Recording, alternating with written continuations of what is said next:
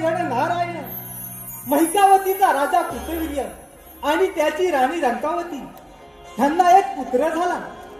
शंकराच्या शापामुळे त्याला जन्मतात हात नव्हते, परंतु त्या पुत्राने स्वामी दत्तात्रयांची घोर तपश्चर्या करून त्यांच्याकडून सहस्त्रबाहू आणि अमरपणाचे वरदान प्राप्त केले आहे.